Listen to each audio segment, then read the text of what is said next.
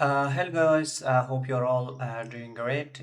In this tutorial, I'm going to show you how to check your invoices in your Amazon account. Are you ready? So let's get started. I have logged in with my account, Amazon account. These are my orders. So how to check if you have an open invoices. Come here, click here and choose your account. Okay, and here you have different options. You can choose your orders.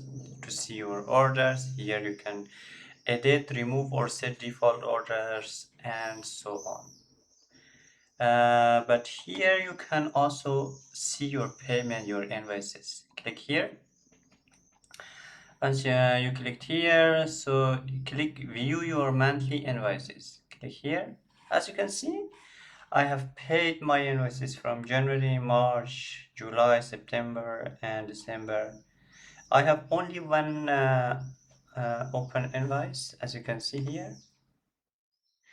It's available to pay.